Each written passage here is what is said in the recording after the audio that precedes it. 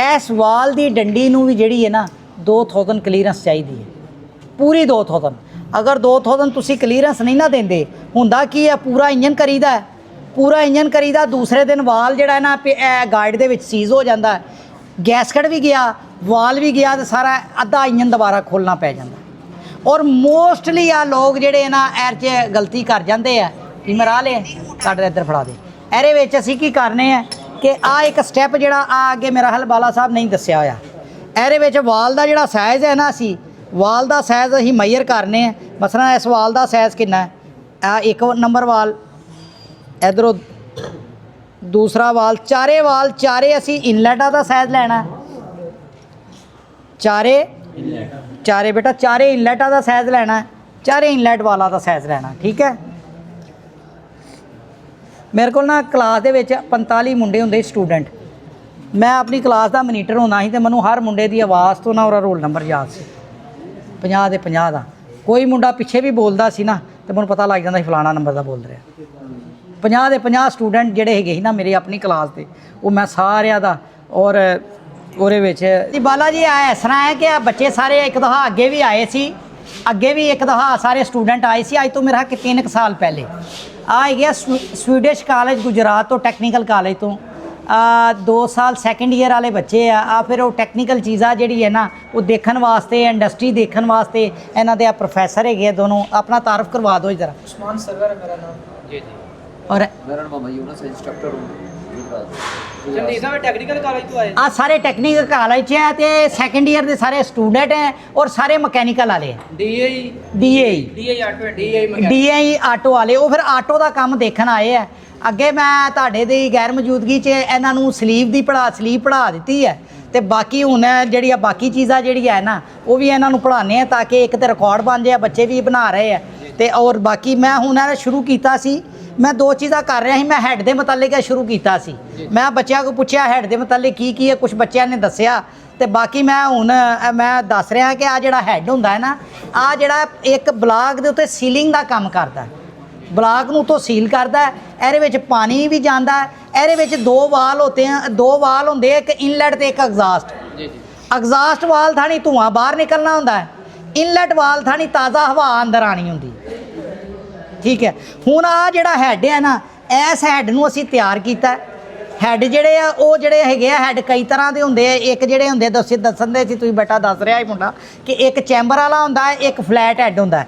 आ जिहड़ा ना साडे डीजल इंजन च फ्लैट हैड है, आ फ्लैट हैड है 385 का। हुण इहदा चैक करन दा जिहड़ा तरीकाकार है ना वो मैं ना बच्चों नूं दसन लगा। जिस तरह हैड है ना, सब तो पहले तुहानूं इहदा पता होना चाहिए आ जिहड़ा इंजन है इहदी वाल की डैप्थ कितनी है, इस वाल की डैप्थ कितनी है। होना 85 का हैड है, असीं मीटर ला के चैक करेंगे। आ देखो ना, इत्थे मीटर नाल असीं चैक कर रहे हैं। एक वाल नूं चैक किया, आ दूजे वाल नूं चैक किया, आ तीसरे वाल नूं चैक किया, आ चौथे वाल नूं चैक किया। आ चारे ही वाल जिहड़े ना 1-1 मिलीमीटर तो 1-1 पॉइंट है, 1-1 मिलीमीटर 1-1 पॉइंट।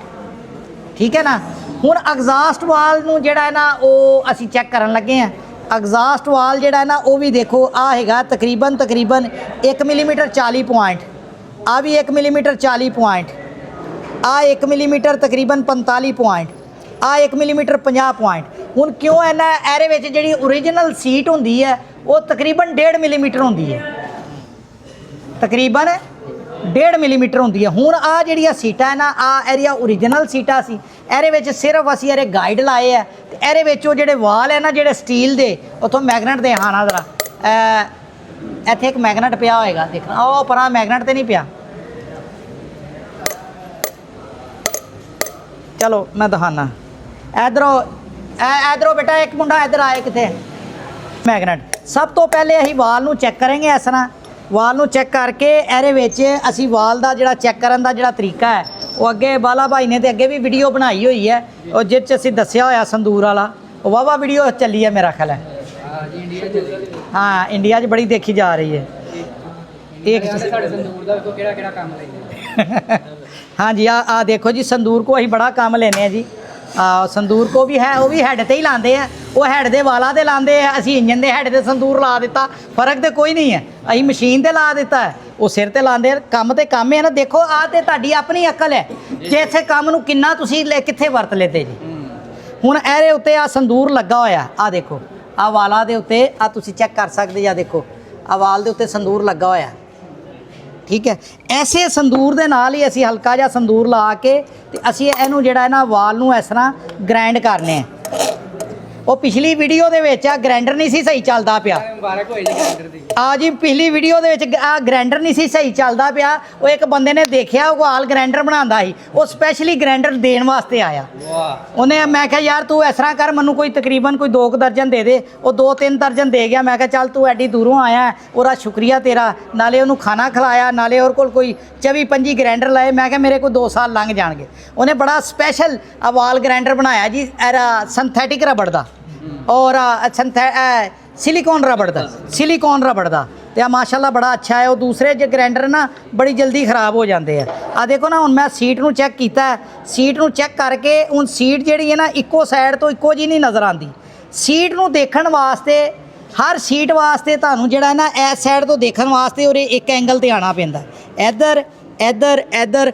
ਅਗਰ ਤੁਸੀਂ ਸੀਟ ਨੂੰ ਹਰ ਉਹਦੇ ਅੱਖ ਦਾ ਅਗਰ ਐਂਗਲ ਇੱਕੋ ਨਹੀਂ ਦੇਖਦੇ, ਤੁਸੀਂ ਸਹੀ ਸੀਟ ਦੇਖ ਹੀ ਨਹੀਂ ਸਕਦੇ, ਚੈੱਕ ਹੀ ਨਹੀਂ ਕਰ ਸਕਦੇ। ਅਗਰ ਮੈਂ ਇੱਥੇ ਬੈਠਾ ਸੀਟ ਨੂੰ ਦੇਖਾ ਤੇ ਸੀਟ ਚੈੱਕ ਹੋਏਗੀ?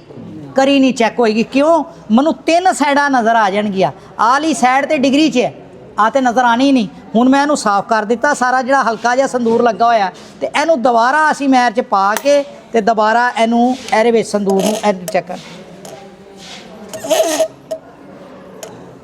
ਜੀ ਆ ਪਾ ਕੇ ਫਿਰ ਇਹਨੂੰ ਦੁਬਾਰਾ ਚੈੱਕ ਕरेगा। और एरिया कालक ਨੂੰ मैं दोबारा ਇਸੇ ਤਰ੍ਹਾਂ ਦੇਖੇਗਾ 4 ਚਵੇਰੇ ਅਗਰ ਲੱਗੀ ਹੋਈ ਹੈ ਤੇ ਆ ਬਿਹਤਰੀਨ ਹੈ। ਫਿਰ ਉਸ ਤੋਂ ਬਾਅਦ ਮੈਂ ਇਹਨੂੰ ਵਾਲ ਨੂੰ ਖੜਕਾਏਗਾ। ਆ ਦੇਖੋ ਵਾਲ ਨੂੰ ਜ਼ੋਰ ਦੀ ਮਾਰ ਕੇ ਵੀ ਵੇਖੇਗਾ, ਆ ਵਾਲ ਫਸਦਾ ਤੇ ਨਹੀਂ।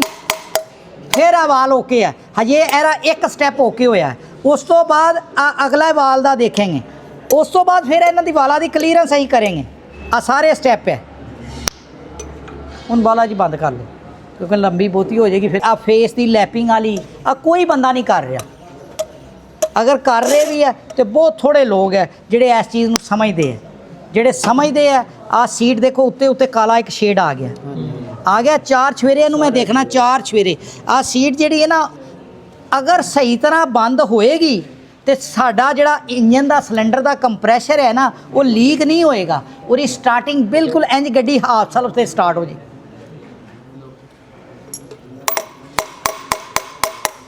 ਚਾਰ ਹੋ ਗਏ। ਆ ਚੈੱਕ ਕਰਨਾ ਸੀ, ਮੈਂ ਕਿਹਾ ਉਹ ਬੱਚੇ ਆਣਗੇ ਨਾ ਤੇ ਉਹਨਾਂ ਦੇ ਸਾਹਮਣੇ ਹੀ ਚੈੱਕ ਕਰਾਂਗੇ। ਆ ਮੈਂ ਮਕਸਦ ਇੱਕ ਵੀ ਤੁਹਾਨੂੰ ਚੈੱਕ ਕਰਾ ਸਕਣਾ ਹੈ। ਮੈਂ ਤੁਹਾਨੂੰ ਅੱਠੇ ਦੇ ਅੱਠੇ ਐਸ ਕਰਕੇ ਚੈੱਕ ਕਰਾ ਰਿਹਾ ਕਿ ਦੇਖੋ ਕੁਆਲਿਟੀ ਜਿਹੜੀ ਹੈ ਨਾ ਉਹ ਮੇਨਟੇਨ ਹੋਣੀ ਚਾਹੀਦੀ ਹੈ।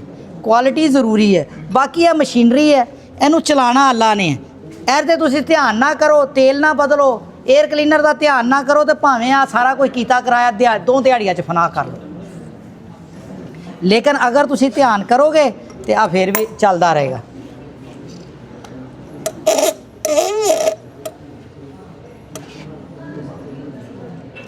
ਕਾਫੀ ਸਾਰੇ ਲੋਕ ਜਿਹੜੇ ਨਾ ਉਹ ਦੇਖ ਕੇ ਆ ਜਾਂਦੇ, ਉਹ ਕਹਿੰਦੇ ਯਾਰ ਐਸੇ ਤਰ੍ਹਾਂ ਬਾਲਾ ਜੋ ਇੱਕ ਕਰੈਂਕ ਗ੍ਰਾਈਂਡਰ ਦੀ ਵੀਡੀਓ ਲਾਈ ਸੀ ਨਾ, ਹਾਂਜੀ ਕਰੈਂਕ ਗ੍ਰਾਈਂਡਰ ਦੀ ਵੀਡੀਓ ਲਾਈ ਸੀ। ਉਹ ਡੈਲ ਗੇਜਾਂ ਤੇ ਮੇਰੇ ਕੋਲ ਨਵੀਆਂ ਵੀ ਅੰਦਰ ਪਈਆਂ ਔਰ ਵੀਡੀਓ ਜਿਹੀ ਹੁਣ ਨਵੀਆਂ ਯੂਜ਼ ਕਰਿਆ ਕਰ। ਵੀਡੀਓ 'ਚ ਨਵੀਆਂ ਯੂਜ਼ ਕਰਨੀਆਂ ਕਰਨੇ। ਉਹ ਪੁਰਾਣੀ ਗੇਜ ਸੀ ਨਾ, ਉਹਦਾ ਸ਼ੀਸ਼ਾ ਟੁੱਟਾ ਹੋਇਆ ਸੀ। ਉਹ ਇੱਕ ਬੰਦੇ ਨੇ ਕਿਹਾ ਨਦੀਮ ਸਾਹਿਬ ਤੁਹਾਡੇ ਵਾਸਤੇ ਮੈਂ ਸਵਿਟਜ਼ਰਲੈਂਡ ਤੋਂ ਗੇਜ ਮੰਗਵਾਈ ਹੈ। ਉਹ ਮੈਂ ਤੁਹਾਨੂੰ ਪਾਰਸਲ ਕਰ ਰੱਖੀ ਜਾਓ ਨਾ, ਉਹ ਪਾਰਸਲ ਕਰਾ ਦੇਣਾ। ਮੈਂ ਕਿਹਾ ਠੀਕ ਹੈ, ਮਿਹਰਬਾਨੀ ਤੇਰੀ। ਨਹੀਂ ਤੋਹਫਾ ਜਿਹੜਾ ਹੈ ਨਾ, ਤੋਹਫਾ ਤੇ ਕਬੂਲ ਕਰਨਾ ਚਾਹੀਦਾ। ਤੋਹਫੇ ਨਾਲ ਤੇ ਮੁਹੱਬਤ ਹੁੰਦੀ। ਇਸੇ ਤਰ੍ਹਾਂ ਤੁਹਾਨੂੰ ਦੱਸਿਆ ਸੰਦੀਪ ਸਾਹਿਬ ਗੱਡੀ ਦੀ ਸਟਾਰਟਿੰਗ ਓਕੇ ਹੋਣ ਵਾਸਤੇ ਹੈਡ ਦਾ ਓਕੇ ਹੋਣਾ ਹੈਡ ਦਾ ਓਕੇ ਹੋਣਾ ਜ਼ਰੂਰੀ ਹੈ। ਅਗਰ ਹੈਡ ਸਹੀ ਨਹੀਂ ਹੈ, ਹੈਡ ਨੇ ਅਗਰ ਸੀਟਾਂ ਲੀਕ ਹੈ, ਮਾੜੀਆਂ ਜਿਹੀਆਂ ਵੀ ਲੀਕ ਹੈ, ਤੁਹਾਡੀ ਸਟਾਰਟਿੰਗ ਉਹ ਜਿਹੜੇ ਪਿਸਟਨ ਨੇ ਉੱਤੇ ਆਣਾ ਹੈ ਨਾ, ਉਹਨੇ ਹਵਾ ਨੇ ਕੰਪਰੈਸ ਕਰਨਾ ਤੇ ਉਹ ਹਵਾ ਥੋੜੀ ਜੀ ਸੀਟਾਂ 'ਚੋਂ ਲੀਕ ਹੋ ਗਈ ਤੇ ਫਿਰ ਉਹ ਬਲਾਸਟਿੰਗ ਹੋਣੀ ਹੀ ਨਹੀਂ। ਹੁਣ ਡੀਜ਼ਲ ਇੰਜਨ ਦੇ ਵਿੱਚ ਡੀਜ਼ਲ ਨੂੰ ਅੱਗ ਕਿਸ ਤਰ੍ਹਾਂ ਲੱਗਦੀ ਹੈ? ਕਿਉਂ ਵੀ ਜਵਾਨ ਕਿਹੜਾ ਬੰਦਾ ਦੱਸੇਗਾ? ਵਾਹ ਕੀ ਕੰਪਰੈਸ